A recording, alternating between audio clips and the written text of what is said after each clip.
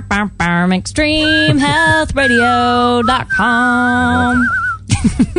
Do you post that on a lot of them? Not really. Oh, brother. Oh, brother.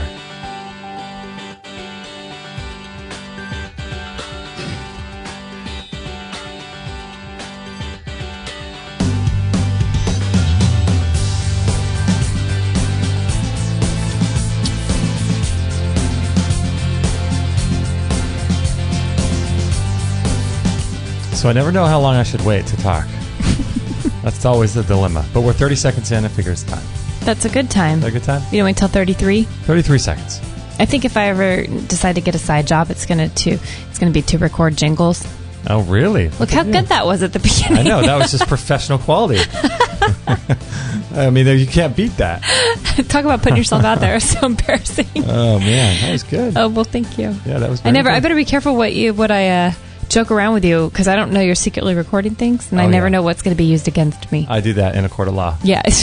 Hopefully not in a court of law. Hopefully not. Oh, brother.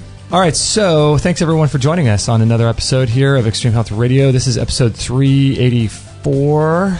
Did I get that correct? I did. You did. 384. And this is actually a pre-recorded show, and I just kind of want to let everyone know. I don't know if you knew this, Kate, even at the beginning of the show with LaShanda. I know everything. Okay, tell me what I was going to say. At the beginning of the show with LaShanda, we just started talking. We didn't introduce her.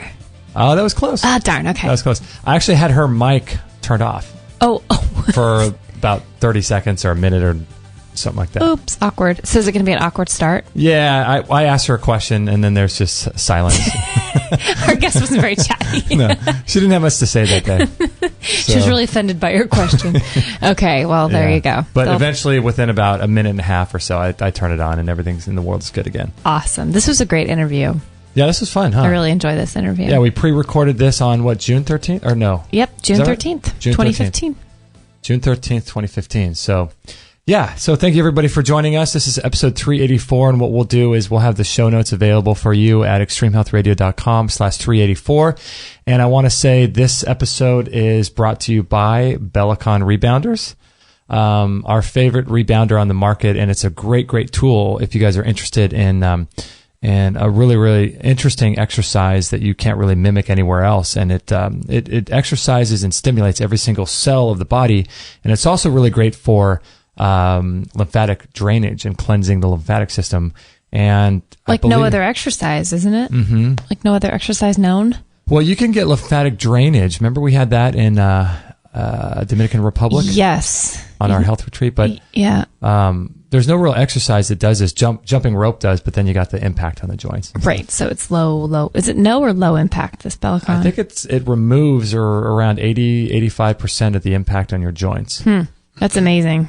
Which is cool. I love our Bellicon. Yeah, it's an incredible thing. Go Bellicon. Go Bellicon. So if you're interested in the Bellicon, just go to extremehealthradio.com/Bellicon. That's B as in boy, ELLICON.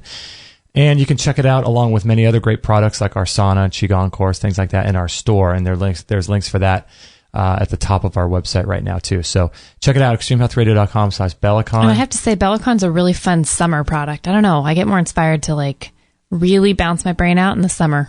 It is. Just a really good exercise. It kind of mixes it up. Like, fall and winter are really good hot yoga type times to kind of go more inward. I don't know. Bellicon just feels like lighter and happier when it's summer. I love it. I know, right? Yeah. Yeah, it's you guys might want to check it out. Increases endorphins too. You just feel good when you jump on that thing. You feel really good. And for those of you that aren't sure about whether or not it removes all the impact, I had a torn ACL in my right knee, and I'm able to do the Bellicon. I never got surgery for it. I got prolotherapy shots, but never got surgery.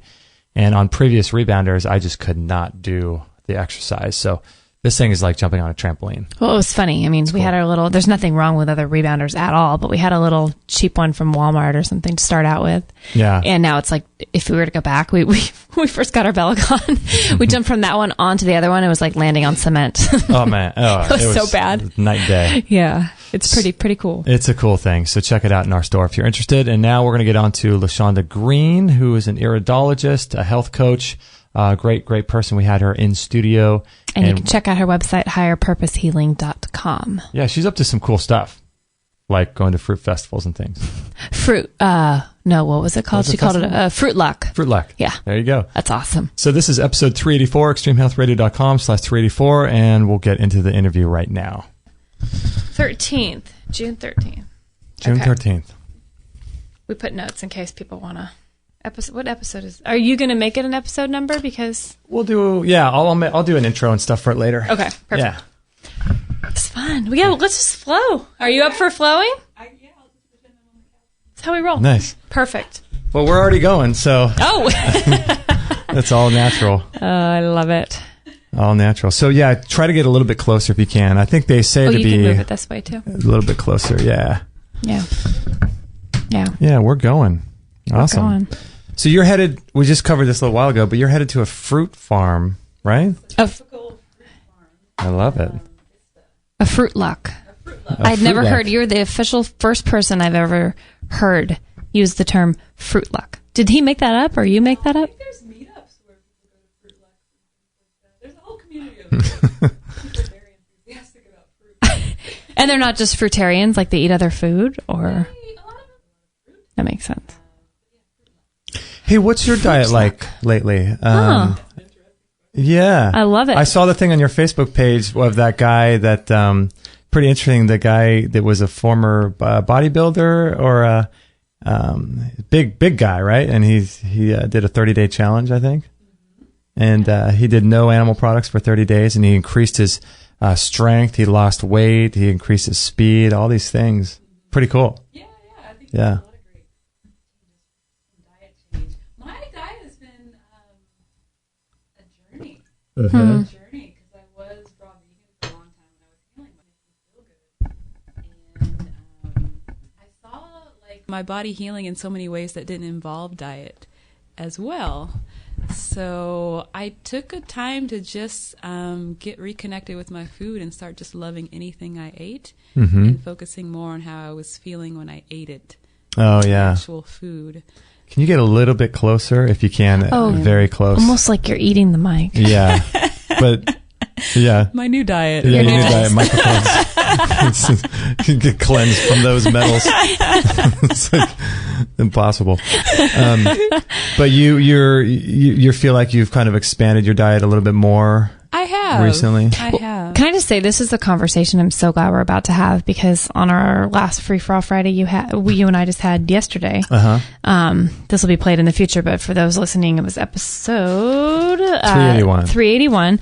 And we spent a good portion of that time talking about the emotions involved around eating and the dogma. And when you become, it's almost like, I feel like we were chatting about, when you have a health issue, it's very easy to become obsessed with sticking to a specific diet or not cheating, quote cheating in air quotes, or whatever. And you almost stop living life, and life becomes just food. It's not like, I think it can become a very unhealthy thing for people. And we were just covering this. Is that the kind of, were you kind of feeling like you...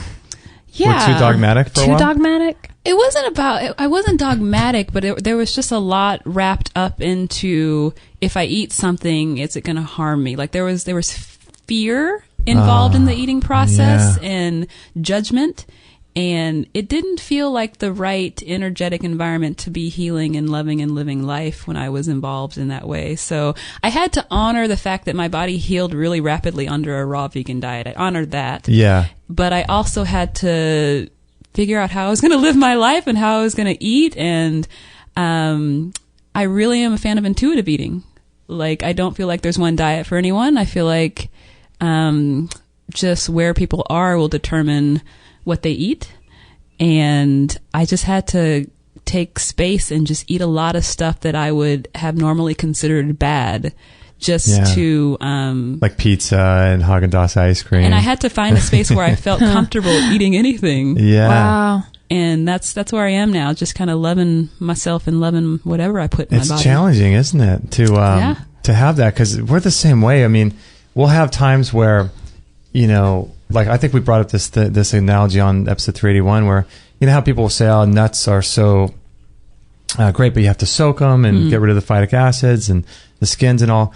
But we have these preconceived ideas about certain foods, and if I have some apricot kernels I want to eat for the vitamin B17. It's like there's so much judgment that goes in with food. It's so crazy. Like I can't eat this because of this reason. I don't do what, I don't produce enough stomach acid, or that's too heavy, or that's a bad combination, or that's a bad time of day to do it. It's bizarre. But what do you do when that becomes a reality? Like, I've done a lot of what I call spiritual work lately on the emotions around eating, and I will try these foods thinking I'm just going to be okay with it on a spiritual, emotional level, and yet, unfortunately, my body still reacts. What do you think that's about? Because that's so hard. I want to be in that space, but it's like, wow, while I'm dealing with these heavy metal issues and other issues, my body still rejects the food on a physical level. That's a really frustrating place to be. Yeah, I hear you. I was in a space where I had pain every time I was eating apples, so I totally get you. How do you work through that? I don't know. I just went through that cleansing process, and then my body just got into a different space, both physically and vibrationally, I think. And then I could eat things that I couldn't eat before. And, I find, have you ever been to a restaurant? Like, sometimes I go to Buddhist kitchens or like certain restaurant where there's a lot of energy and intention and calm within the kitchen staff, and it just digests differently. So I don't know. I just think there's a lot involved with the energy of the eating, food. Like where you are, where the other person is that's preparing the food. And, that when things shift, I think you'll be able to eat a lot more things later. That's what my hope is. When you said intuitive eating, does that mean whatever you are feeling on, like, emotionally, spiritually, and even physically, your body needs? Or are you doing things like muscle testing with food? Or are you just kind of going off of your gut at this point when you eat? I feel into so many things in my life right now. Like, I have to feel it. I have to be inspired around it, and I have to trust it. And I think a lot of people don't trust themselves, and that shows up with their food and eating as well. It did with me. And I came across a video by Abraham the other day, and she was just like, there's just so many people eating things in a dogmatic way while their body's craving something in particular, but they're not allowing themselves to go to it. How do you mean? So they're eating food in a dogmatic way, meaning like they may be vegans or they may be paleo people, but they're very dogmatic about what they're eating. They're wanting to eat a steak for dinner. They're drawn to it. Yes, they have gotten in their head that there's a certain way of eating, but their body is specifically asking for different things, giving them cues that they need certain things in order to, like, keep that balance, that homeostasis that the body needs. But they're not allowing themselves to go to it because it's like a mental block on top of the intuitive call. And I'm more of a fan of getting back to that intuitive call, but that's also why I'm a fan of the detox process, because I don't think we can hear the intuitive call, and the cleansing process helps us hear what our body needs. Yeah, because you do a lot of work with connecting people to their energies and their emotions behind certain things. Hey, have you ever seen those things on certain websites where the blogger or the guys writing the article will say, we'll list a bunch of foods, and the title of the article will be something like, are these foods paleo? And then they'll describe whether or not they think those foods are paleo, so they're okay to eat. Because paleo people don't necessarily, or some of them don't do dairy products. I just find that so bizarre to ask if a food has a certain label on it, so then it's okay to eat. You can put it into a category. Isn't that weird? Yeah, it kind of goes completely against our nature in terms of trusting that we can feel what we need to eat. That's how animals do it. They're not confused. They don't have nutritionists. They don't ask if it's paleo. It's like, it's bizarre. It's so weird because, like, why do we seek a label for something? Because I think people really do like, I think people like structure, though. I think they want to feel a part of their, of something bigger and something that's got some framework to it. And I think that people have lost the ability to feel anything and to sort of be intuitive with their own bodies and know what works for them, what doesn't. They just like to know, okay, is this like your mom and my mom used to do, what's that diet called where they count points? Oh, the Weight Watchers. Oh. Right. You know, it's like, are these foods on this list? And if they are, then it's easy. Uh-huh. How many points is something worth? Foods aren't really points. Weird. Food is food. Food's food. Food is medicine, not points. Yeah. I totally resist. That's a good meme. I agree that people need or like structure, but I totally resist that. I totally resist that whole thing. Yeah, I've been resisting like being in that space because some people think I make meal plans for people. And that space of counting calories and nutritional advice. I haven't looked at the back of a can or a back of a label in so long. Like sometimes I'll check out the ingredients just to see how many there are in there. But I don't count anything anymore. And I think people who look for that structure are energetically saying that they don't trust themselves. Yeah, that's true. I think that's what they're saying. Yeah. I don't trust myself to know what my body needs. You know what's weird is for a long time, I never could feel what food did to me. I'm sure you're the same way. Everyone. And now, Kate, it's funny. You'll say to your mom, you'll say to your dad, my pancreas hurts or my liver hurts. And they say to you, You can't feel your liver. You can't feel your pancreas. Who are you? I think they think I'm making it up. But it's true, though. I think the cleaner you get, not saying that, I mean, we all have, we could all do better, but you can start to feel your organs in certain ways. And if you really get in touch with how food's affecting you, that's where we want to be, right? Yeah, I think that's very cool that you can feel your pancreas and liver. It's a trip. Never did I think I'd be feeling those organs, but when you create that space to listen to your body, it will speak to you, I think. Yes, I think the body is speaking to us at all times. And you were mentioning a few things that triggered a couple of thoughts for me in terms of it really is all about. I feel like what we choose to eat is determined by where we're vibrating energetically in terms of our thoughts and emotions. Like it's just, that's the connection. Cause when I'm feeling happy, I'm eating pretty much fruits and veggies and salads and smoothies and all. Yeah. And if I have a dip in my diet to where I'm craving, pizza and French fries, like I think the first, thing is usually like, a self-judgment as far as eating bad food. You mean so at that time you'll judge yourself, or you're feeling judgmental in your life? The tendency is wanting to judge myself for those quote unquote bad foods when they're not bad foods. They're just messengers as far as, hey, look at how you're feeling right now. And so when I tune into how I'm feeling, then I'll see everything that's going in my life as far as the worry or the stress or whatever.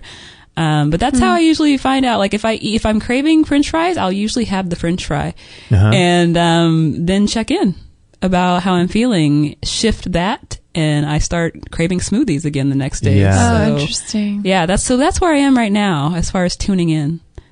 I can't imagine. I mean, that's good because that's where we need to be. I think it's where we need to be in terms of being in connection with our bodies. Because when you're not in connection, you can't even feel. I remember thinking back in the day, I used to be able to eat In and Out, like a triple layer burger, fries, and a shake, and I would be fine, and that would just put me on the floor right now. I could not deal with that. My stomach would just explode or something. I think there's a new burger by Carl's Jr. that has hot dogs and chips on it. Are you serious? Really? That would put me on the floor. Oh. Wow. That's crazy. Oh. Definitely not a good combining. Food combining. Poor food combining, definitely. The poor food combined burger. Do you do any of that now, food combining? Like general principles? I don't like to think about it a lot. I think it's important for people to think about if they're having digestive issues. It's more important to think about. But it is a process of getting out of my head around that. And I know intuitively that my body likes simple combinations. It likes simple foods. It doesn't like buffets. Like things get really gnarly in my digestive system when I'm eating like 25 foods in one meal. Like, you go to a house party, there's just a buffet of food, and you're like, yeah, and then your body's like, no. Yeah, the next day it's like drinking or something. Yeah. So there are certain combinations I just naturally stay away from. I don't combine melons with anything. Yeah, it does not go well with my digestive system. And I've heard melons, you shouldn't even combine them with each other, like a watermelon with some other kind of melon? Some people think to keep the melons just completely by themselves. Sometimes I put melons together. It just depends. I heard David Wolf talk about that one time as far as food combining, and he said he was really into it for a lot of years, and that's how I got into this. I read that book, Fit for Life, and that was all about food combining. And it's good because it gives you some structure. But what he was saying, which I thought was really interesting, I don't know how he knows this or if it's even true, but he was saying that if you can't combine food together properly, it has to do with a mineral deficiency. And I'd never heard about that, and I just thought that was very weird because I would never think to eat like a watermelon with a regular sandwich, like a meat and regular bread sandwich. Like that just would not seem at all combined well for me. Yeah. But I don't know how you fix that, but I think it does help people to have a little bit of structure, to know what. I don't really combine fruits with anything else. I kind of it only takes a few minutes to digest out of your system, and then I'll have something heavier. But do a lot of your clients, when you see them, do a lot of them have digestive issues?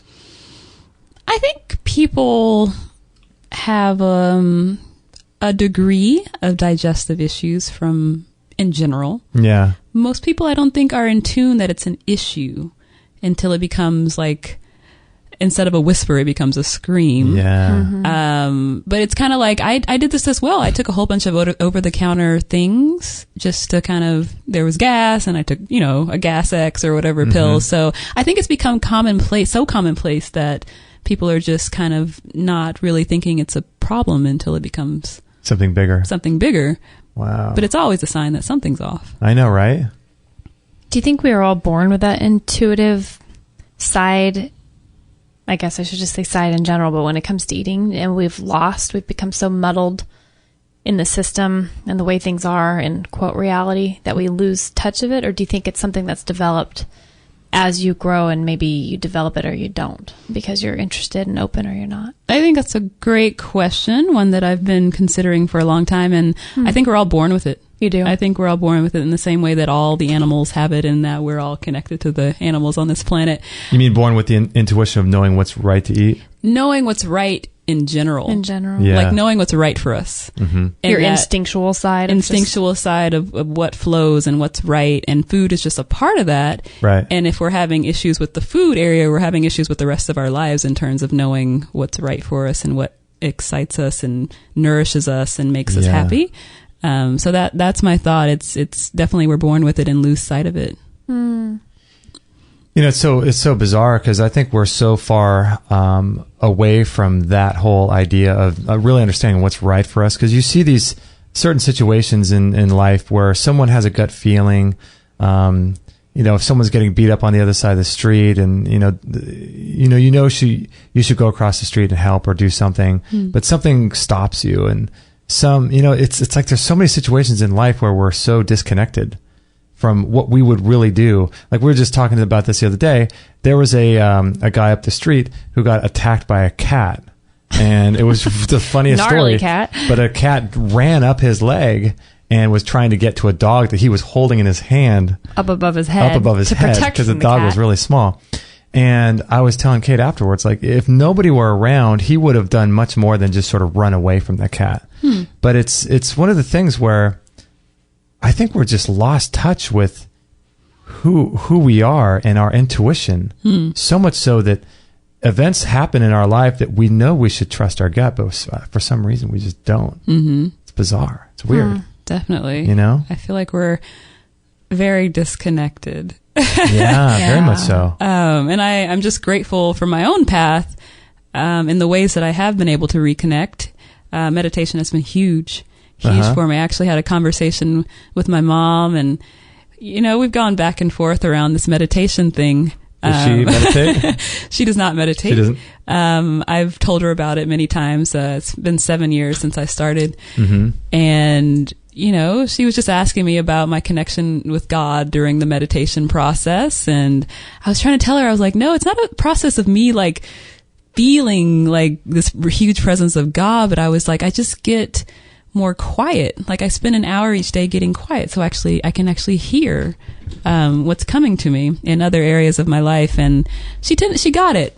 from that just explanation of why I meditate an hour each day, she got it. So I feel like my connection to my intuition is stronger than ever, and I think the meditation process has been instrumental in that. And the detox process has also been instrumental, which is kind of cool because fasting is such a long-held religious and ancient practice. So yeah. So you've been meditating for 7 years? Yeah. What got you into it? A coworker. Really? Really? Just brought it up to you and you thought, I should do this? Yeah. I noticed there was something about him that had a lot more depth. Really? To him than I was exhibiting at that time. It made me feel very superficial in many ways when I looked at how he was just flowing in the world. And I was like, I want whatever you're on. Wow. I'll drink your Kool-Aid. I'll drink whatever Kool-Aid you're on. I'll take the red pill.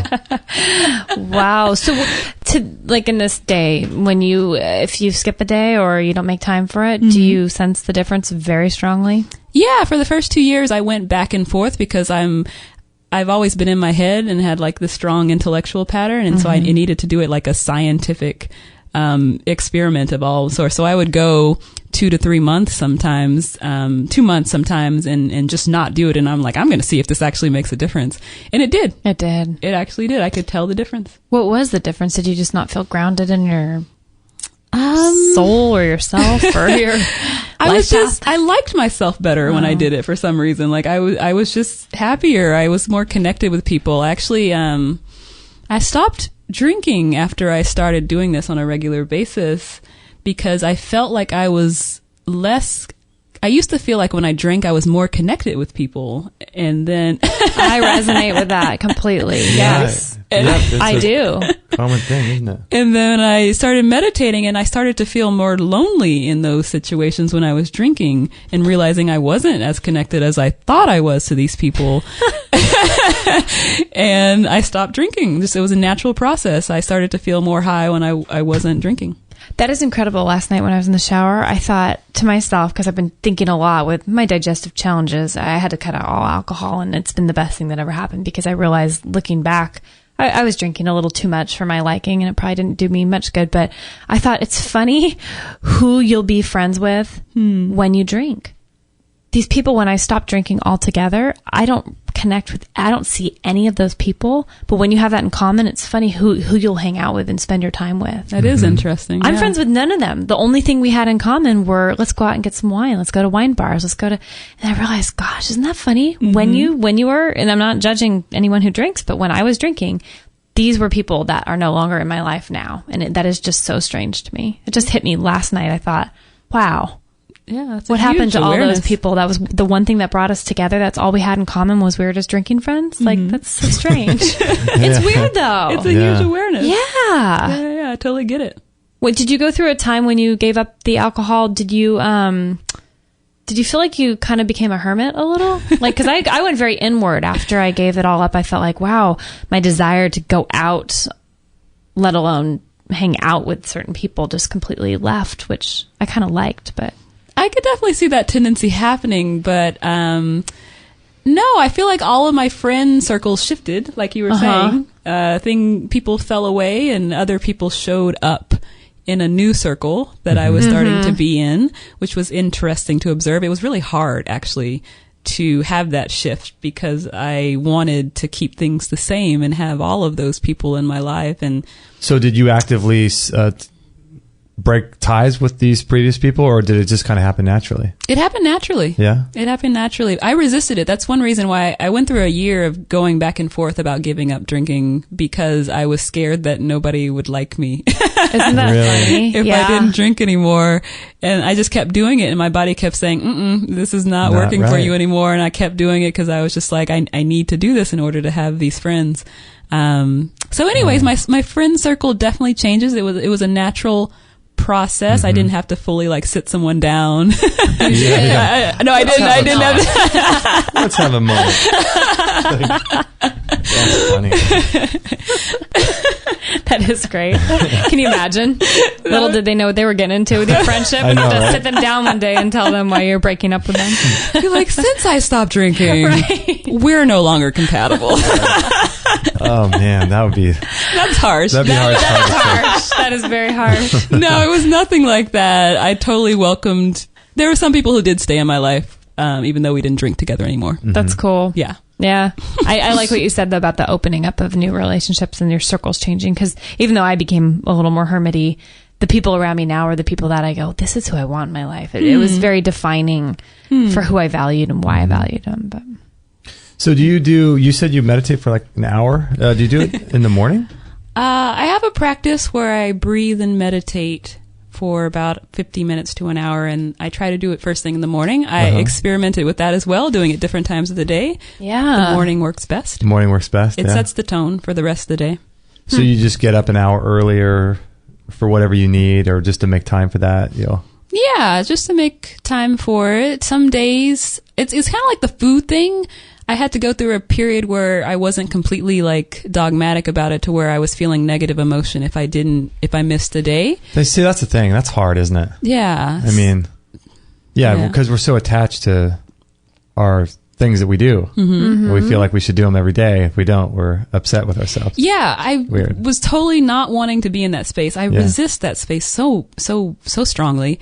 So I went through where I was just trying to get comfortable with what I did do, but I'm pretty regular now, just because I know how well it works for me. And then there's sometimes I do an extra 20-minute meditation in the evening if I have time. So what do you feel like it's doing to have a regular practice of meditation for roughly an hour? How is it affecting you in your life? And what benefits are you seeing, do you think? Like I mentioned before, I feel like I'm more in the flow. I'm more intuitive. I can feel into things. I have more clarity. Mm-hmm. Like even in the way I just like show up with clients, or like I just feel like I have more clarity and I can be more present in any situation. Mm-hmm. And I connect with people.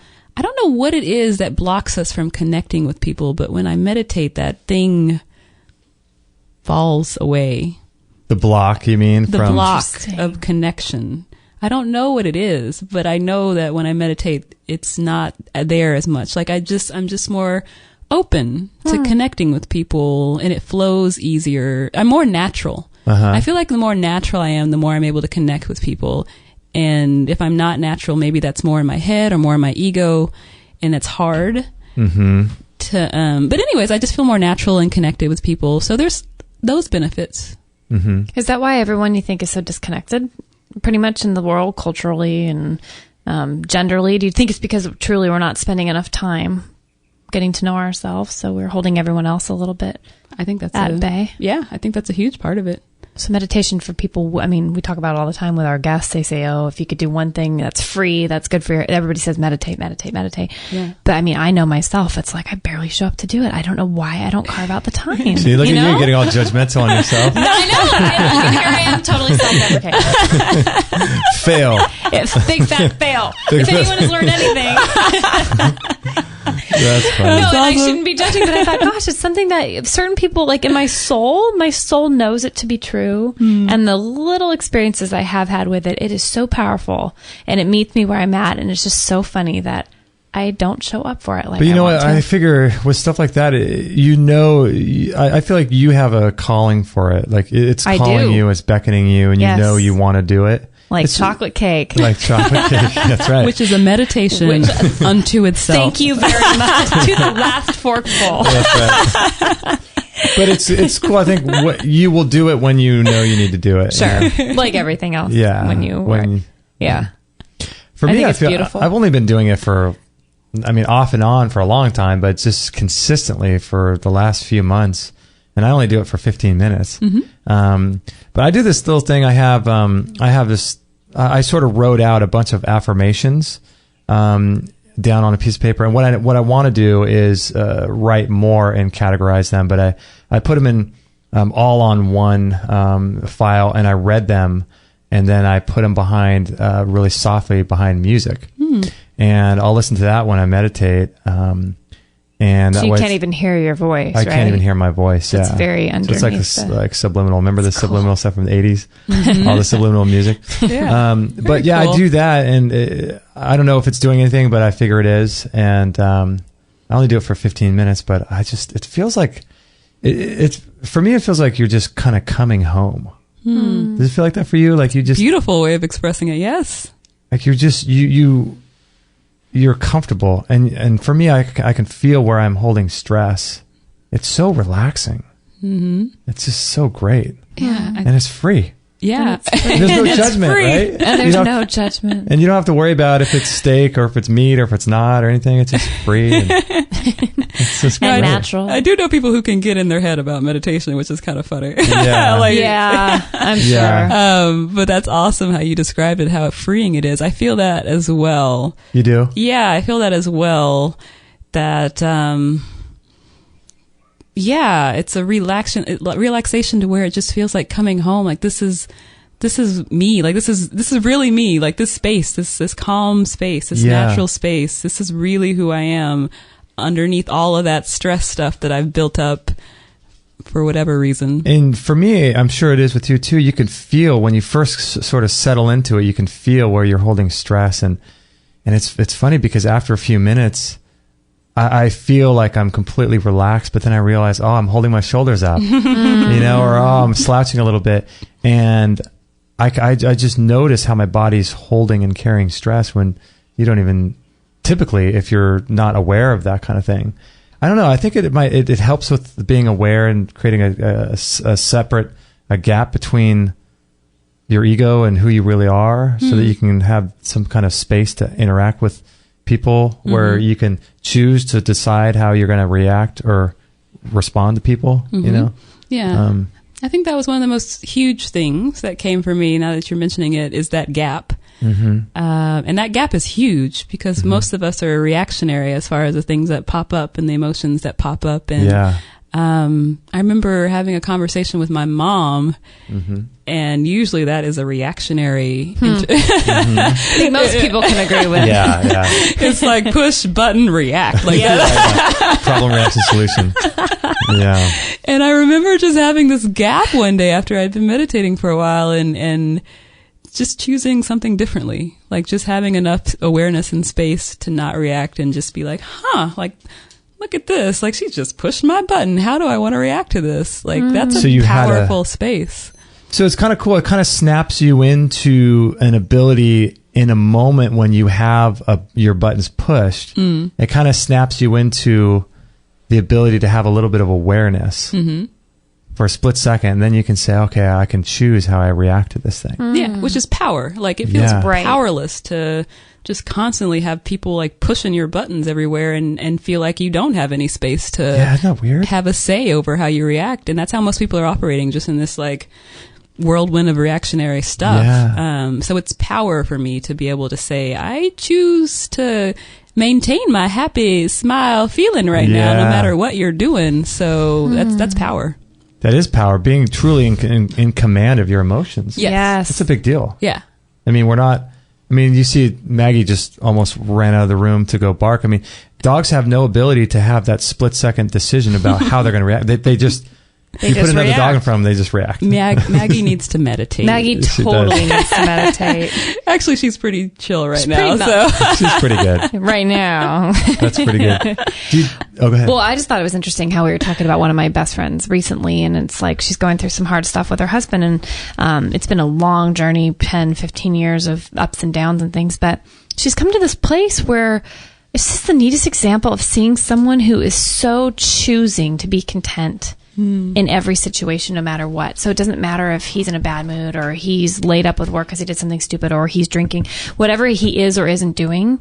Whenever I see her, it's this calm blanket of just joy, no matter what is going on outside of her zone. It's like she's shielded herself and still able to love and express love to this person, but just not be affected by the actual situation. And it's just the most beautiful, I think, example, because you don't see that very often. Most people are really affected by whatever's going on with their relationship. It ruins their entire day, or until they figure something out or make amends, they can't be okay. And I've lived my whole life like that until recently, pretty much, I think. Your happiness is based on what other people are doing or not doing or saying or not saying. Yeah, which is completely powerless. Like, it's just like... Well, right. When you said that, I'm like, you're right. We have what power? There is no power. There's no personal power in that at all. No. It's giving it away willingly. Mm-hmm. Like, we're just giving it. We're not even, like, letting people try to grab it from us. We're just, like, handing it out, like, free grab bags. It's sad. It's true. I think one of the most empowering things I've posted on my Facebook page lately is Byron Katie, a quote from Byron Katie that says, "You have the power to be happy under all circumstances." Mm-hmm. And just most people can't believe that, can't resonate with that, because they've been knocked here and there just by everything that's been going on in their lives. But that's one thing that came from meditation, is finding my happy space and the power to maintain it. Mm-hmm. Yeah. Do you think it's actually changed? See, for me, I don't feel like it's changed my personality yet, but do you feel like it's changed your personality in a sense? That's an interesting question. That one I hadn't really fully thought of until now. His personality is kind of deep. I feel like I was performing more in my life. I feel like it's unearthed my natural personality to where I can actually be comfortable with myself and how I show up. But I feel like before I was in performance mode. Does that make sense? Yeah. Doing what you feel like you should have been doing and to fit in or to make things work or... So yeah, I feel like that has changed. I'm performing less and being comfortable with who I am. Mm-hmm. And I mean, people, I feel like I come across a bit more centered and grounded and clear with my personality. So I don't know. Does that answer your question? Well, I wonder what's more powerful. I mean, I think I know the answer, but I wonder what's more powerful for the average person, to get on a regular meditation practice, or like what we're talking about before the show. We spent about an hour and a half talking, but how you were saying you don't watch TV. Mm-hmm. And could you imagine a complete opposite to meditation than TV? Talk about problem and reaction, right? Complete opposite, yes. Complete opposite. It's like complete opposite, because they're looking for emotional triggers and they're looking to get you to respond or react to a previous script or something. Yeah. They are definitely looking to get you to respond and react. Yeah. And be in an emotional space that you would not choose to be in otherwise. Right. Yeah. Which is why I don't watch it. So you don't have it at all? I actually have one now. Someone gave me a TV when I moved to Los Angeles, and I hadn't had one for 4 years before that. And I took it because, I don't know, I just took it. Yeah. That's what I did, yeah. And I have a different relationship with TV now. I choose what I want to watch. Mm-hmm. And it's not all bad. Mm-hmm. Because before I was like, oh, TV's all bad, turn it off, it's ruining your brain, it's corroding your brain. And now I'm just like, I like The Big Bang Theory, and I like Seinfeld, and I like The Voice. And I get in a really high space when I watch The Voice, like really, really excited and enthusiastic. And I was like, that is a good thing. Yeah. I think it's cool, because I think there's a time in all of our lives, and I think it's an important time to have that sort of backlash period where you're kind of rebelling against everything else that came forward. And for me, it's the same way. We don't really watch TV, but we do watch things on Netflix, or we do watch certain things. But yeah, we control what we want. And we're not, it's not like we're, 7 days a week. I think the average person watches like 2.5 to 3 hours of TV per day, which is so crazy to me. That's a lot. That is a big chunk. Imagine if you spent just 30 minutes of that meditating. Exactly. People say they don't have time to meditate. It's like, I don't know. What are you choosing? Yeah. But I used to watch TV all the time. That was me. I grew up watching TV. So did I. Mm-hmm. Yeah, I was totally TV addicted. But I like the choice. And I think that's really where the models are going now, even with entertainment, is giving people a choice of where they'd like to plug in. Yeah. It's cool. It's actually really cool, because the idea of sitting down and watching TV because of certain shows coming on at a certain time is just archaic. There's that doesn't happen anymore. But it's interesting though too how I like the work that you do and what you're doing, because obviously a huge part of it is helping your clients with their food and their digestion and their cleansing and things. But I really like what you're doing with emotions and showing how people can improve their health with things other than food, which is, I think people think health. You know, I think people think health and they think going to the gym or being fit like that, but or food pyramid. Yeah, the food pyramid stuff, but it's so much deeper than that. Yeah. I just realized that through my healing journey, through my clients' healing journeys, from people I was watching on YouTube, and just intuitively knowing that food was important, but there was this other huge component that was like a missing link for people, like a huge blind spot that they didn't know in terms of how important their emotional space is to what they're manifesting in terms of physical symptoms. So you would see this with your clients? Yeah. I see it when I could see it with myself. I could see it in other people, and it's very apparent to me. And it's kind of like, it's interesting to see the same patterns in people produce the same physical symptoms. Really? Yeah. So Louise Hay has her book on all of that, and there's actually several other books that are more, it's like Louise Hay's books on steroids. Yeah. But I've heard that, yeah, one of my favorites is Your Body's Telling You to Love Yourself, by Lisa Bourbeau. And it's the same patterns. It's the same patterns that are triggering the same symptoms. And that's a powerful realization for me. And I think that would be a powerful realization for so many other people who are just stuck in their symptoms and not getting that it's a pattern that they can actually shift, that doesn't always have to involve food. Do you find, or have you ever gotten results with people who have had a really negative pattern, but yet have made the dietary changes and they still are stuck? Or does it require both? That's interesting.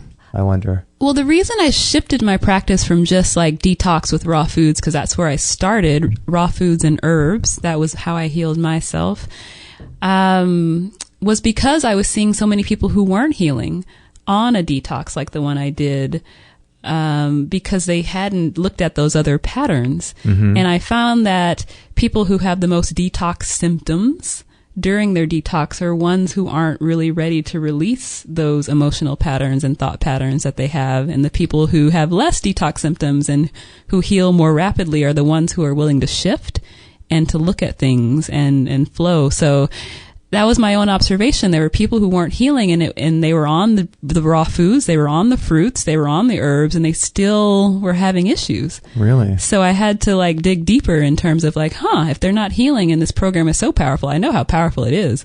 What's the hang up? And it's the other shifts, the internal shifts. So that's when I changed my whole practice and changed it from detox to holistic detox, and really started to pull in the mind-body connection to what I was doing. So do you tell people to meditate? Or do you have I offer them that? I command them. Command you them will to be meditate. peaceful. I now require, when I work one-on-one... You will do this. I now require, when I work one-on-one with people, for them to commit to a mindfulness practice on a daily basis while they're doing their healing. And what are some of the things people say? Like... the people I'm attracting now are into it. They're getting it. They're almost looking for something, for somebody to probably tell them that, something they maybe wouldn't make time or think of for themselves. Yeah. I think most people are getting it now, that there's a big component missing to how diseases are treated. They get that there's a missing piece, and they're more open. I'm finding people are more open.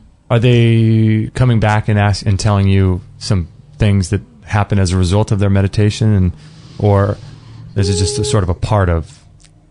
It's just overall a part of it. And it's interesting because I have to let go of like knowing like what triggered what. Like they're still on a cleansing diet, they're still on herbs many times, and they're still doing this. So I have to let go of like, it was the meditation that because you want it to be that, Yeah. But I know that it's important. Both aspects of it are important. Yeah.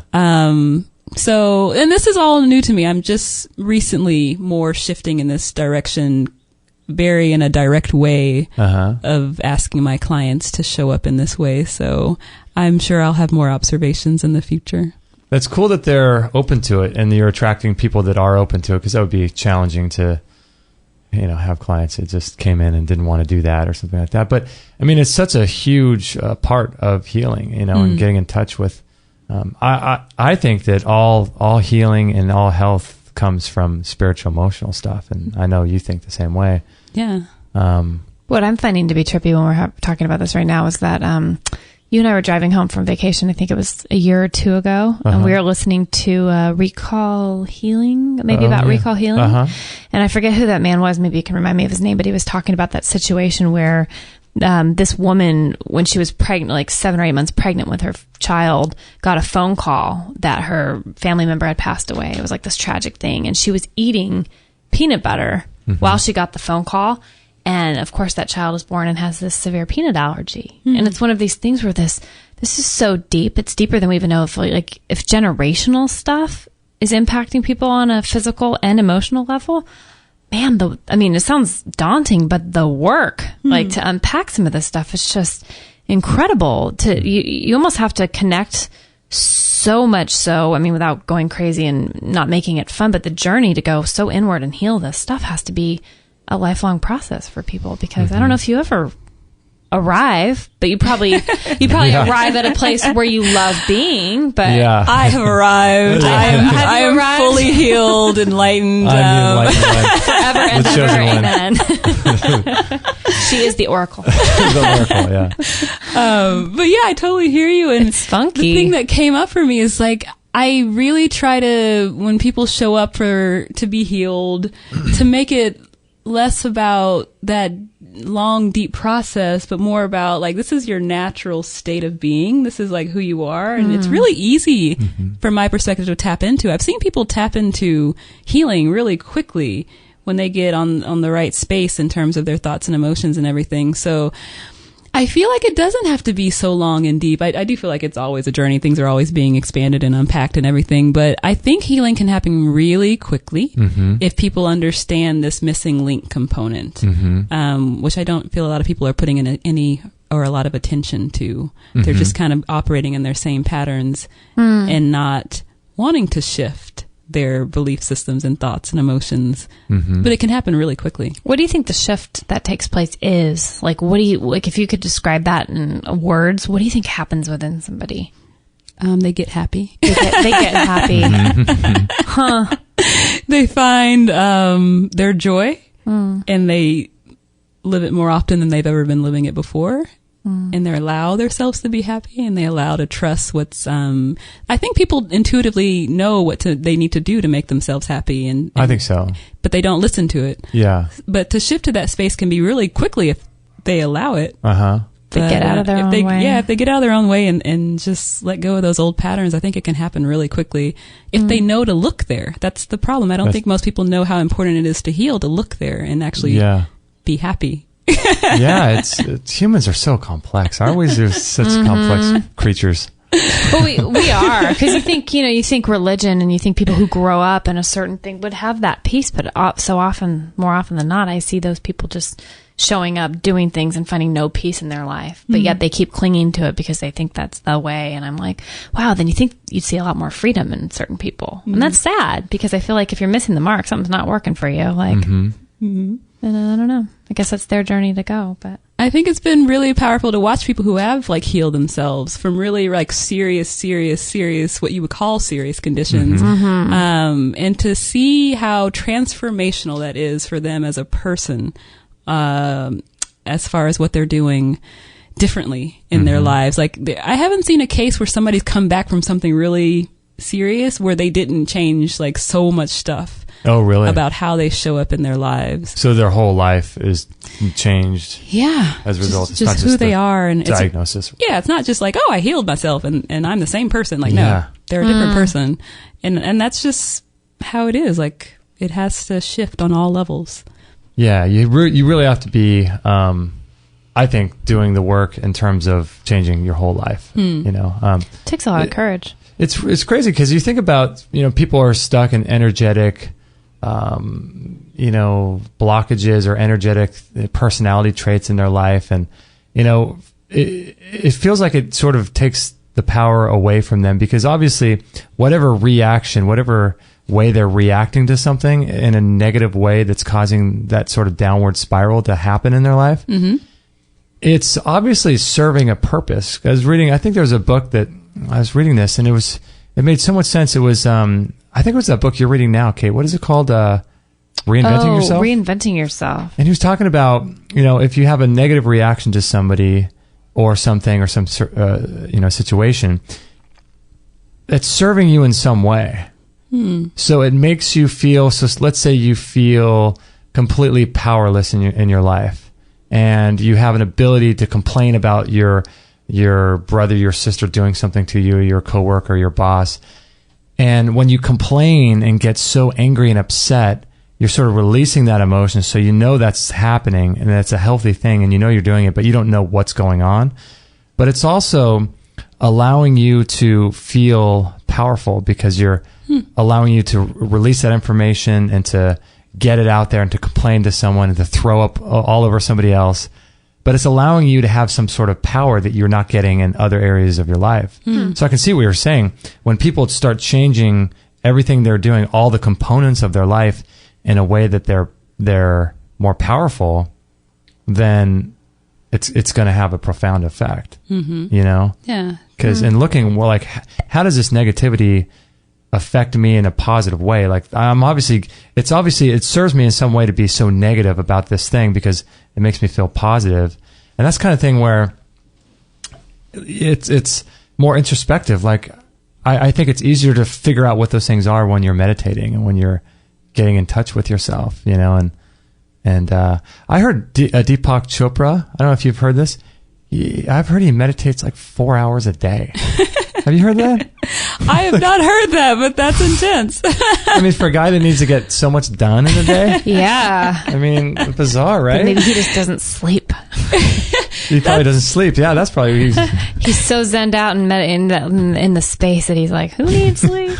Yeah. That's a lot. That's a lot of meditation. Yeah. I'm not sure most people need that much meditation. Yeah, that doesn't call to me. I'm good for 15 minutes right now. Yeah, right. I'll work my way out. I mean, some people think the amount of meditation I do every day is pretty intense. That's what I was thinking when you first said An hour, yeah. But Does it feel like an hour, or does it?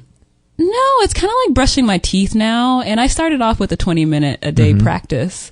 And I want to mention that I started off with breath work. A lot of people find meditation intimidating, but I found my breathing practice guided me to being naturally in a space of meditation. How do you do it? What's do you have a technique that you do? Oh, I did. There's several things involved. I learned it all through the Art of Living Foundation. That's where I learned my practice. Okay. And there's a pranayama in the beginning where it's different stages of breathing that you're going through, opening up different parts of your body. And it's different techniques all together. And then at the end, I finally have the 20-minute meditation. That's a mantra-based meditation. Oh. So it's like 40 minutes of breathing and 20 minutes of actually sitting in quiet time. Wow. So, yeah, I was kind of putting it like I was actually meditating the whole time, but I'm not. It's only 20 minutes. Interesting. Yeah. So the breath work it's funny because people will think, if you have a thought during meditation, that's so bad and you shouldn't How really. do you clear your mind completely? Yeah. But I find that like those are just opportunities to bring you back. It's sort of like, for me, I feel like it's like lifting a weight or something. It's like it's the opportunity to become stronger in the sense that you are aware of your thoughts aren't you. It's another opportunity to sort of connect with the fact that I can choose to keep thinking those thoughts or not. So it's a thing. Do you freak out when you have thoughts? Not anymore. Not anymore. I was just so blessed to have that container of learning my practice and really great teachers that emphasized to me that all meditation is good meditation. There's a part where you say the mantra and not to use the mantra against the thoughts. Like it's interesting. Like if you have a thought and it comes up and it keeps coming up and you don't just like keep repeating the mantra in order to get rid of the thoughts. It was just kind of like make peace with the thoughts. And, be okay with that. Be okay with the thoughts. They're natural. It's okay. And just having a teacher who let me make peace with the thoughts allowed me to be free of them. and they stopped coming up so much after I settled into my practice. That's so interesting. But I have days where my mind is just going, but I sit anyway. Yeah. And I say to myself, all meditation is good meditation, and I'm just happy. Do it anyway. Yeah, and knowing I'm getting a benefit somehow. Yeah, because I think you get attached to having a good meditation versus bad meditation. Yeah, Isn't that weird? It's that thing, that thing of wanting to be attached to certain things and judging. I like what you said, though, being at peace with your thoughts and being okay with them. Because I think, like you said, people are so, think, I can never clear my mind. And all meditators, they just have a blank. But our mind is designed to think. I mean, it's what we do. Yes. And so, and rather than trying getting rid of your thoughts, just being okay with them and letting them flow in and then flow out. Yeah. It's a good thing. Like the breath, really. I mean, it's almost like just a picture of what's happening naturally anyway, how we're set up to work. Yeah, it's maybe a natural flow. The mind is naturally thinking. And I like making peace with all that. I think that's huge. It's better than, I think, fighting the thoughts, and I think it's better than, you know how you see all these wordings with people today where they're fighting diseases and fighting cancer and fighting this. Attack this. Battle that. It's all like, battling cancer. Yeah, military sort of style language, you know? It's like fighting against everything it's not going to get you anywhere, you know? Yeah, I actually had this conversation, and this is how I show up with my clients nowadays, is one of the first things I say in our first session, our intro calls, is how I'm looking at the body is that it loves you dearly. And that everything that it's doing is in some way loving you and trying to keep you safe and in balance in some way, even though it looks like a really scary symptom. So it's on way, your side. Yeah. It's on your side. It's on your side. It's maybe doing stuff you don't understand, but it's keeping you well and loved. And so that releases a lot of resistance for people, because before they come in with that I need to fight this. I need to get rid of this. Get rid of whatever it is, right? And just that space of like, okay, my body's actually loving me. I'm gonna settle into that. And then also the idea of that your symptoms are sacred messengers. They are delivering you messages. Like, that's the other thing I'm talking with people about. Like, how does it feel for you to know that this isn't just an annoying thing that's trying to attack you or something like that? Like, it is delivering a message. Are you listening? And what would it look like for you to hear it? Like, that's kind of the mindset I'm trying to get people in, instead of this military language that does nothing. But create further strife and dissension. And it's interesting too, because if you were to think, like, I've heard people doing work where, like Dr. Massey does this, where he'll if someone comes in with a tumor or something like that, he'll put them, I think it's some sort of Gestalt therapy where he will have you pretend like your tumor is on the chair across from you. Oh, I've done this with my liver with Dr. Massey. Yeah. I was talking to my liver 10 feet from myself. Yeah. It was cool. Like, what would that tumor say to you? What's the message that it would say to you? And it's always going to be some sort of lesson or something, some sort of message, right? And and I think that's such a more... it puts the person into a more powerful state of being able to heal when you do it like how you're doing it. When you're not fighting against something. Because how could you fight something like cancer when, traditional medicine has no answers for cancer? So you feel like the odds are stacked against you, you know? Sure. Yeah. And it shows up, the way people interpret their disease usually shows up in other parts of their lives. Like, if they're feeling like it's an attack, then there's other ways they feel like they're being attacked, or they feel like they're being a victim. And it's just how they feel when they get something is usually how they're feeling about something else that's going on in their life. Like, people respond to things in very different ways. Like, they feel powerless, or they feel angry about it, or they just feel like completely indifferent about it. And it's kind of like, where are you showing up that way in your life? And this is just another repeat of like that. Manifestation of that. Yeah, another manifestation of that. But I find that most people, if I ask them in the initial conversations, if your physical health issue had a message to deliver, what would it be? And people pause and they think about it, and they always have an answer. Do they? Yeah. Everybody always has an answer, and usually it's pretty spot on. Really? As far as like intuitively, what what is your body trying to tell you to change in your life? And they just tune in for the first time sometimes, and they usually have an answer. Even though they're not doing anything about it, they're like, oh yeah, I need to do this. So you feel like they reach down into their depths and come up with like it just comes flying out of their consciousness. People know that things are off. Yeah, they do. In their life. Yeah. Whether they're doing something about it is a different story, but they get it. They know. That reminds me a lot of Lissa Rankin's book that I love, Mind Over Medicine. Have you read that book? I'm familiar with Lisa, but I haven't read the book. So good. One of the best books I've ever read. Mind Over Medicine? Mind Over Medicine is the best book. But she speaks of it because she was an OBGYN practicing for years and years and got burnt out. That's her general story, is that she just had to quit everything and regain her own, health and structure in her life and freedom. But she was asking her clients, like, yeah, what would it take for you to heal? Like, what do you need to do? What prescriptions do you need to write yourself? And she said these people would break down and be like, things would come flying out of their mouth they never would even have voiced before. I have to quit my job. I have to divorce my husband. I have to, do these insane. I have to move to Northern California and live on a ranch. I have to X, Y, and Z. And then these people would leave, and a lot of them would go do these things. And like you said, other people wouldn't do the things. And, there you go. There becomes the moment of choice where you have your, choose your own adventure book, and you do what you're going to do with. I used to love those books. I know. Those books the best. Maggie's loving this conversation. She's all over LaShanda.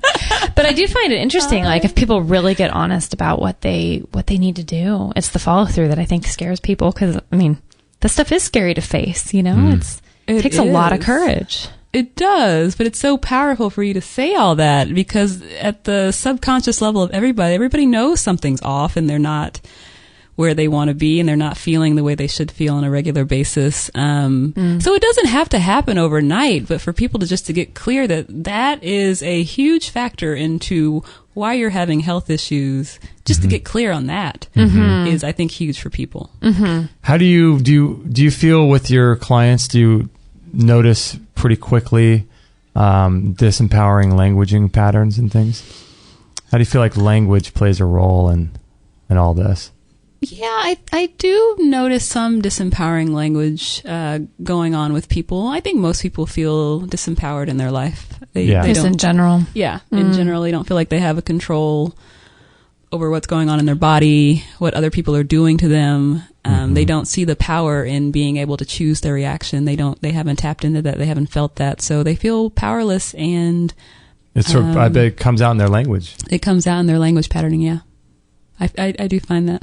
Yeah, I see that a lot, and I see it in ways, even, that I hear people speaking all the time. And, I really feel like that's a big deal for people, is to be able to recognize whether or not they're using empowering language or language that's going to systematically break them down. Because, our bodies do react to our thoughts and our language and the words we use. And do you think that's the first thing that, in both of your opinions, people should work on if they're wanting to improve and open themselves up to new possibilities? Do you think, because I know when we've talked about this NLP, neuro-linguistic programming, and just the way that we word things and language things, I catch myself changing in the middle of a sentence. I'll say, like, that's so hard. That is quite a challenge. And I'm having a challenge with this, and I'll reframe it, even if I don't believe it, in hopes that will become, if I do it enough, it'll become a pattern. And then the pattern becomes a trust, and then the trust becomes my new reality. Does that make sense? Like, even if you don't believe it, I think it's important to at least try to get into a pattern of change. No, I think that's huge. And the change follows maybe later on, but even if you don't believe it. I think that's huge. And I think it definitely is worth doing, even if you're not fully feeling it completely. I'm actually doing these new 30-day challenges. Talk about that a little. That's fascinating. The 30-day holistic detox challenge. And it's where people are taking on an 80 to 100% raw food diet, which is very healing and very cleansing. And at the same time, they're committing to a 15-minute mindfulness practice every day. Okay. And then there's weekly classes with me where I'm actually helping people retrain their brain to focus on the positive side of life a little bit more and learn how to do these new patternings. And so the first session is called The Power of the Present Moment. The second one is The Power of Focus, Power of Gratitude, The Power of Storytelling. And the storytelling one makes me really think about what we're talking about now. It's just telling a new story around because the stories that people usually tell are usually ones from a victim standpoint of, I mean, I used to tell that story when I was sick. I was like, these doctors are stupid. They don't know anything about me. What's my body doing to me? And there was just so many stories I was telling that wasn't putting me in a space to heal. And so part of what I'm asking people to do is to look at how the stories they're telling are very disempowering and how to tell a new story that has this new way of retraining their brain of how to look at things, a perspective shift. So I think all those things are important, and that's why I'm trying to include them all in the same program for people. So these courses, are they available? Is the course available online? And then those, like, what is that? A video or a conference that they have with you, or how do they get that information? I mean, there's different ways to participate in the challenge. One is free, and that's where there's a video of me showing a mindfulness thing, and they get to do the diet on their own. So it's like a part where they can participate for free. And then there's another part where they can register with me to have these weekly classes. It's available to anyone or online, where I kind of lead people through the mindfulness practice, and I have these focuses where we're help shifting their patterns a little. Nice. So that's part of the challenge as well, if people want to dive in at that level. Is this an ongoing, does it start at different times, or one time and you're kind of in and for a session and then you start a new one? Or if people want to jump on at any time, is it kind of an evergreen sign up? I'm wanting to run these monthly. Okay. And the first challenge starts on June 28th, which I'm really excited about. Nice. And then after that, I'll be posting the next challenge and when that starts. So it's like a rolling thing. If someone signs up, then they would sign up for those 4 classes with me. For that month or whatever. Nice. So I think it's important, that whole mind-body connection and spirit thing, and just focusing on all those levels. And I think people would have a lot of healing by hitting all those levels. It's funny because with the telling of the story thing, it's so interesting because we all have these stories that we tell ourselves, and they're most of the time, like you said, disempowering stories, victim-related stories, and it's funny because we have the ability to sort of create a story about any circumstance or situation we want. You know, we see a guy flying down the freeway, we can tell ourselves, oh, what a jerk. He's just trying to get to work. You know, he thinks he's more important than everybody else. He's putting us all in danger. I hate that guy, blah, blah, blah. He probably lives in the rich mansion hill. Like, yeah, look at him in his car. Look at how he spends his money. Yeah. All these judgments. But you can just choose to create a different story. You can almost lie to yourself and just make up a story about why that guy's speeding. Yeah, he's running to the hospital to see his dying grandmother. Yeah. But you can change it, even if it's not true. And you can recreate. You can have the ability to say, okay, let it go. I'm going to choose now to react or respond in a better way. And we have the ability to make stories. It's like kids in high school, like the stories they tell, drama and all the stuff that goes on in high school. It's just or even work environments. I mean, adults are no different. I mean, we have the ability to create any kind of story we want. And I don't know why we always choose negative stories. It's just maybe us as humans. Well, when you said that, I just thought, isn't it funny looking back, like, still to this day, you're more prone at a dinner party to tell a story that's going to be captivating or entertaining, or someone's going to be shocked by something, versus, I went to the park today and a puppy licked me. Yeah. I mean, no one's really going to tell these stories that are just kind of a happy moment. You're going to look for, oh my gosh, this one time I saw this car crash on the freeway. And it's just funny how we tend to gravitate naturally toward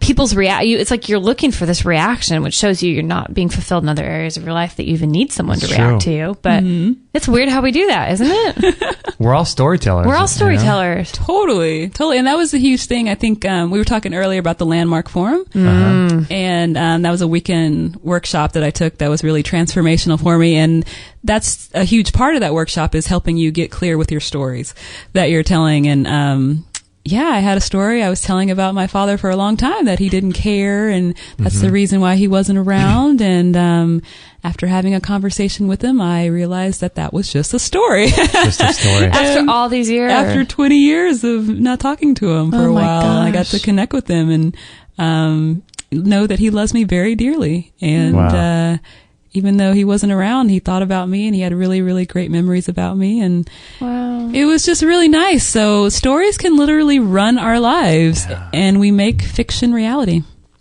Yeah, that's what I found. I like that. We make fiction reality. That's true.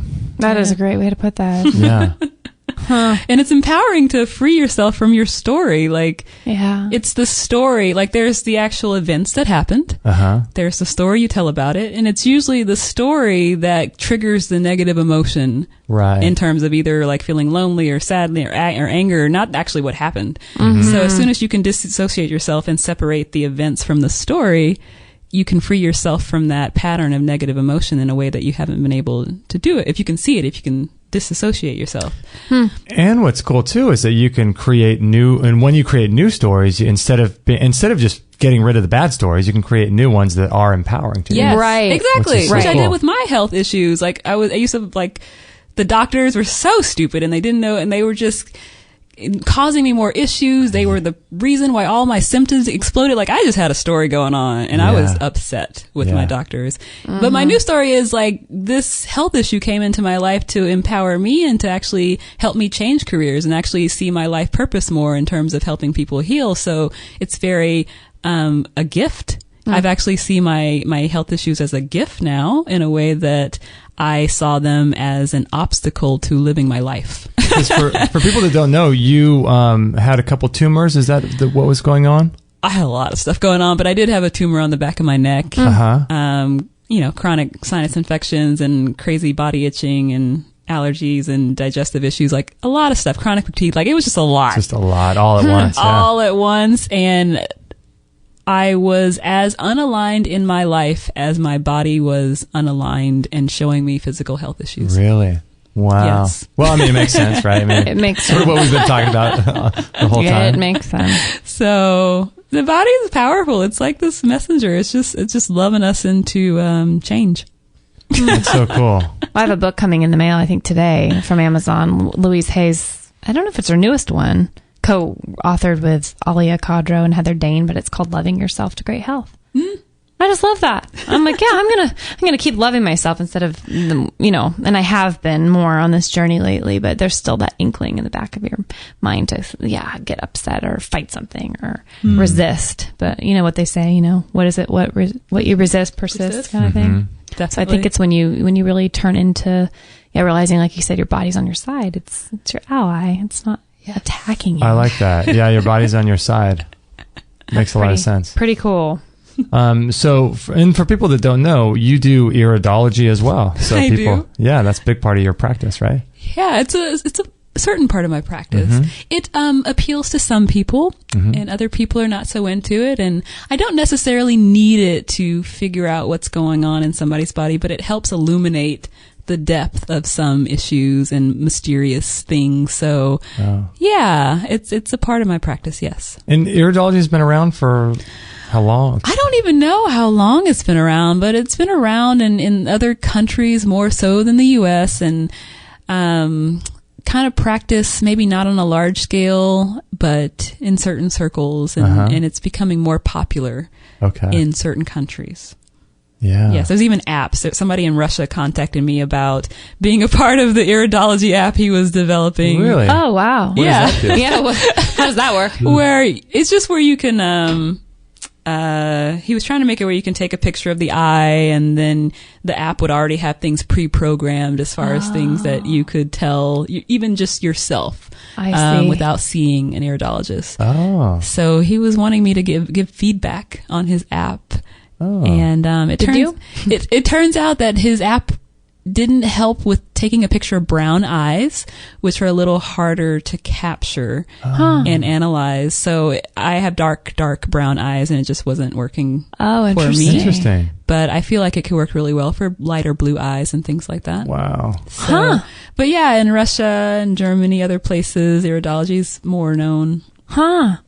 I feel like the U.S. could really use a resurgence or I know, not even a just a discovery insurgence, insurgence of iridology. Yeah, the body really does try to tell us things through. I mean, we've had people talk to us about looking at our nails and all different types or areas of the body. Really do your teeth, gums, tongue. People do all that where they read your tongue. It's pretty cool. Yeah, I agree. The maps of the body are fascinating. Amazing. They are. Maps of the body. I like that. Mm-hmm. So if people want to contact you, the best place to do it is higherpurposehealing.com? Yes. They can contact me on my website. My email is lg@higherpurposehealing. I'd love to hear from you if you have any questions or any thoughts around anything. We talked about a lot today. I know, we did cover a lot. But congrats on the new website. It looks awesome. Oh, thank you. Yeah, because this is much different than last time I saw it. Yeah, I have a new coach who's helping me just get the word out about what it is that I do and make it in a way that actually resonates and people can just tap into. So, yeah, I like it. Thank you. On a superficial level, I do have to say you win the best hair award. Oh my gosh. You have the world's best hair. I know. Can I have a little bit? Can you share it with us? Can I have some? Why, thank you. You really do. I love that photo you have on your website. It's just this, that photo just really represents your personality. I just think it's so cool. You're a spark. Oh, I love thank you. it. Spark Thank of you. life. That's Beautiful. awesome. So you have a blog on there as well? I do. I post some things to it. The videos that I do on YouTube. Some people connect more with me through the YouTube channel, and so I love your videos, by the way. Oh, thank you. I do. Sometimes I love think they go on too long, but No. there's just so much I want to say. I just get in the flow and I start talking, and they just go past. And you know what? The right people want more. I feel like that with the people I connect with. I'm like, don't ever stop. I don't get bored. So I know, right? The right people will love your rambling videos. Oh, excellent. Excellent. I say keep them going, girl. Yeah. So I plan on doing more videos. And being more consistent with posting them. I have a new series that I'm doing called the most common detox symptoms, because that's why people end up at my website is they're detoxing and they have these crazy things that are popping up. So I'm just having people give a heads up and where they can relax into their detox process a little more and understand what their body's doing. That's amazing. So that's the series I'm working on now. Wow. And is that going to be a video series? Yeah, the first one is up. It's already up. The most common one is cold and flu-like symptoms that pop up in their body purging mucus. So that video is up already, and there's more coming soon. Very cool. So do you have got a lot going on, an girl. email list as well? Can people sign up and... I do. I have an ebook that I came out with. It's called Your Body Can Heal Itself, and it's a collection of stories where people have healed over 40 chronic health issues with detox. And colon cancer, fibroids? Yeah, all of that stuff. And sometimes in not a long period of time. Sometimes the people were just doing food. Sometimes they were doing herbs. Other times people were adding in meditation. So Are these people you personally... some of them I actually do personally know, Interviewed or especially knew? the ones with Graves' disease. She has a very powerful story. What is that? what Kind of is a this? hyperthyroidism Okay. type condition that can show up in different ways. But when people join my mailing list, they get a free download of this book, and I just find it inspirational. All these stories, like your body can heal itself, like that message is what I feel like I've been sent here to share with the world. So yeah, that's what the challenge is actually called, the Your Body Can Heal Itself 30-day challenge. 30-day I like challenge. that. I like that. That's so cool. Wow. And it looks like you have a Facebook. People can sign up on that. Yeah. Facebook Twitter as and all well. that. Mm-hmm. That's so cool. Wow. Allergies, thyroid cancer, Graves' disease, ovarian cancer, multiple sclerosis. Yeah. Wow. That's amazing. The body is amazing. What Jeez. people can do is amazing. If I know. anybody tells you that healing is not possible, you say no. Check out this book. So Yeah. in the book, it's all these people's different stories. Different stories, some thoughts of my own in terms of my philosophy and how I understand the body and how it heals. But yeah, a lot of those stories that you can just read and get inspired by. That's cool. That's really cool. I think that's what's missing a lot in today's world is just because we talk a lot with doctors and, people like you, health coaches and people that are doing some great things. But I think what inspires people is the stories of people who have gone through things and have actually come out the other end. When the doctors say, get your affairs in order, you've got 3 weeks to live. And all of a sudden they turn their life around. I mean, that's, I don't know. I think that's more powerful than any doctor who's never, I don't know. I mean, they're both good. It's good to have the experts' opinions and things like that, but it's also, I mean, stories like that are just powerful. Yeah, but it's also an opinion. The doctors, it's an opinion based on what they know. And if they haven't seen the body heal itself, then they can't tell you that the body can heal itself. They can only tell you what they know. Right. So just you are going downhill. Exactly. So all I can do is share with people with what I know is that I've seen miraculous healings. Yeah. If you want to plug into that, let's talk. Yeah, totally. Amen, sister. Awesome stuff. Cool stuff. All right. So the next challenge is June 20th or 26th? June 28th I was is the wrong, first both day of the times. challenge. So yeah, I'd love to have more people involved with it. What did I see on your calendar events? Let's see. What did I see on June 20th? Oh, that might be not going on anymore. Oh, okay. A summer solstice party, perhaps? Yeah, summer solstice. Yeah, 28th you have it. Okay. Awesome. We might need to update the calendar on the website. Awesome. Okay, cool. HigherPurposeHealing.com, and we're going to take good notes for you. So we already did. So I'm not sure what. Actually, we'll do some editing, some editing after this, and let you know what episode number this is going to be. But contact LaShanda, HigherPurposeHealing.com. This is a blast. Thank you so Yeah. much This for was so coming fun in. and so easy. Yeah. So fun. Thank you. All right, there you go. LaShanda Greene. How was that? Done. Another one in the can. Another one in the can. She is so inspirational. I find her so soothing. I love her voice. Mm-hmm. She just brings about a peace. She'd be a really good meditation instructor or yoga teacher. Yeah. I bet you she has I bet you she can sing really, really well. Oh, wouldn't you? We should have had her record a number. She should have recorded the intro. Well, I don't know. I don't think she could do that as good as I can. Who's going to beat that, you know? Nobody. That's just top level stuff right there. Thank you. That's Academy Award. Isn't that an Academy Award? Is it SAG? Whatever. It's SAG. Oh, brother. A little inside joke there. From Flula. joke. Oh, Flula Borg. Yeah, but she was great, wasn't she? I liked her a lot. Yeah.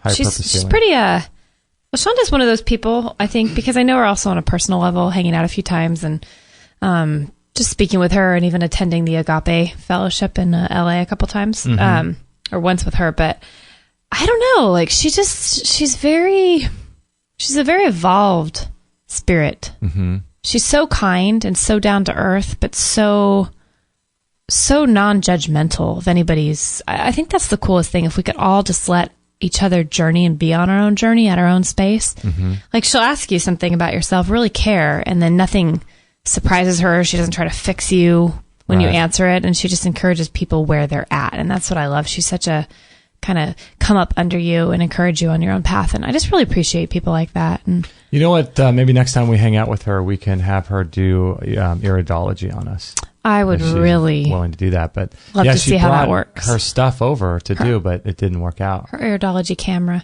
Yeah. She had a Fruit Lock to go to. She has a Fruit Lock to go to. That's right. That's right. So, yeah, next time I would love that. I mean, I think we got to look at her eye chart though when she sat in her living room when we chatted for a while before the show. Yeah, the eye chart's just amazing. I mean, again, it just kind of blows your mind with the whole way the body meridian connection works, and there's so much wisdom in the eyes, and also just spiritual journey in the eyes. You know, the eyes are the window to your soul, and they say all that. Your eyes are a pretty trippy thing. So I think it's cool that her path led her from what hasn't the girl done? Raw food chef to health coach to iridology to energy medicine. Now she's leading, those awesome 30-day holistic detoxes. And because this is a pre-recorded show, I sent her a text the other day. I said, how's stuff going? And she wrote back, my first 30-day detox is under, and I had a lot of signups. And she's like, it is amazing. She just loves it. Really? So yeah, she's off and running with that. So I know she mentioned on the show, if anybody, she's going to be continually offering them starting at different times. So, that's right. I would like to try it. I mean, is she doing it once a month?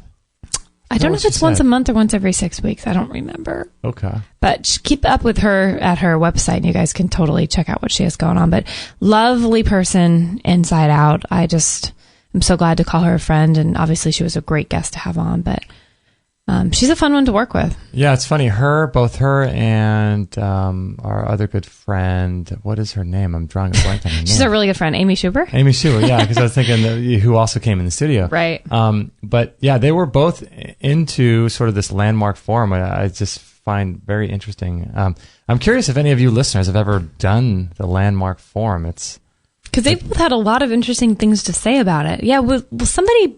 If anybody out there is listening and has done it, will you send us emails? I want to know more.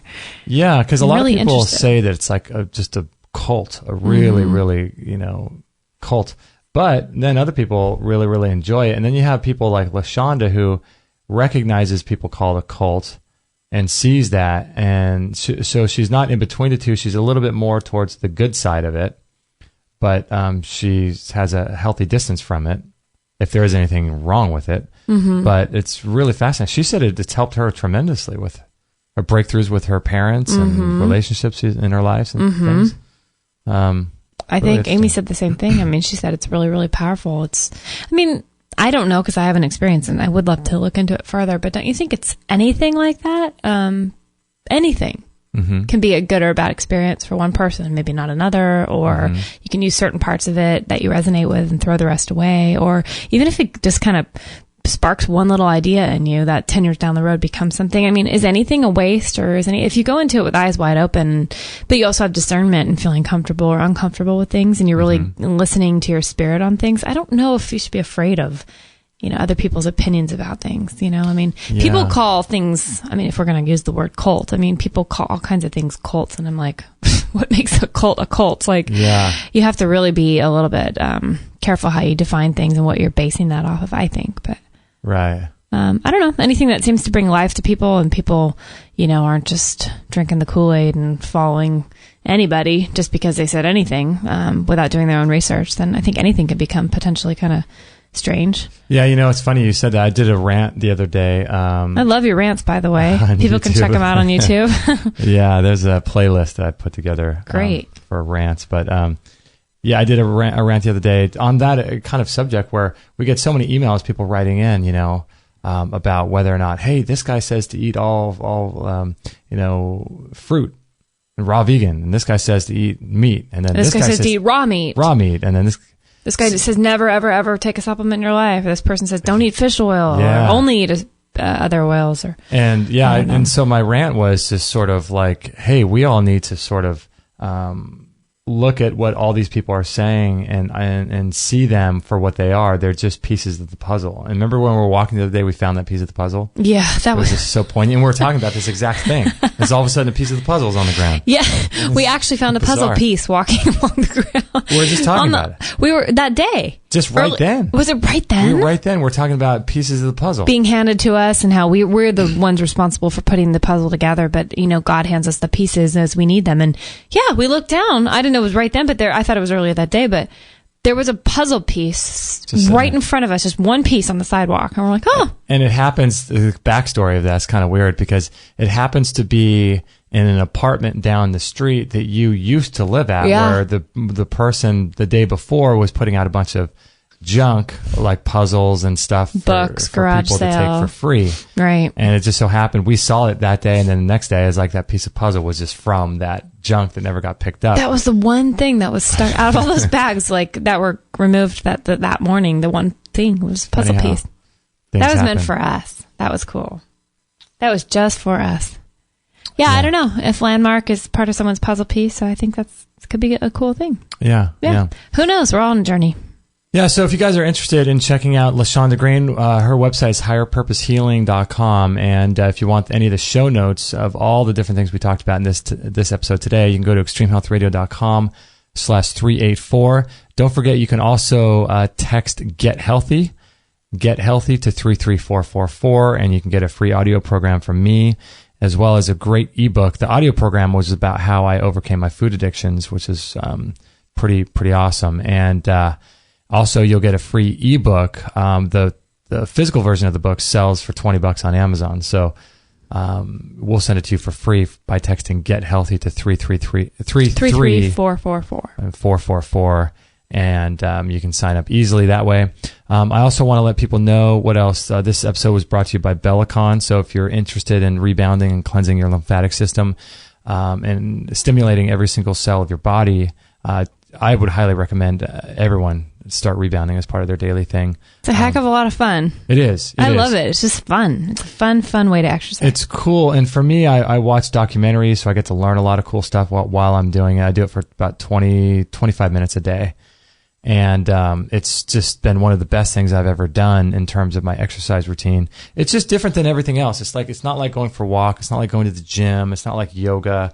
It's just it's on a completely different I think, plain than those other exercises. And I think it's really beneficial to do, and I've been doing it for years now. And word to the wise, just do not eat or drink too close to going on the Bellicon. If Yes. you're like me, you will get a side cramp and you'll be very sad because you want to continue, but sometimes you're forced to stop because you ate too close to it. That's true. That is so true. yeah, just on a side note. Yeah, so if you want to check out the Bellicon as well as the sauna and all kinds of other great products that we have, you can check them out in our store. That's how we keep the show free. And also, I want to let you guys know, too, I want to thank everyone who's been supporting us on Amazon and bookmarking extremehealthradio.com/Amazon. You bookmark it, and then you use that bookmark to shop for all your future purchases. That helps us a lot. So I want to thank everyone for doing that. It's a really simple thing, and it takes 2 seconds to do. And once you bookmark it, you just remember to go through that. And it helps us tremendously. So we thank you for that. We also thank everyone who's been signing up on Patreon, too. This show is sort of sponsored by you. My gosh. So it's been huge that people have been signing up to donate 25 cents or $1 or $5 per show. And we just thank everyone for that. Makes this show it really does. It's keeping these shows possible. So you guys are amazing. So if you enjoy the show and you like them and you like the fact that we're doing them for free, and you also like the fact that we've recently moved to commercial-free shows, all of this content is free. But in order for things to be free, someone has to pay. So we're putting in our time and effort in creating these shows for you. And if you would be so kind as to donate just a little bit, that would be amazing if all of you guys could do that. So as little as $1 a month, 25 cents a show, or $1 show. I mean, it really, really, really all adds up. If everyone could chip in and keep this going, we'd really be really, really grateful. Yeah, we would. Because we've got so many great plans for video and more shows and all this stuff, but we need your help. So you guys rock who've done it. Yeah. You rock. We get so excited. We get so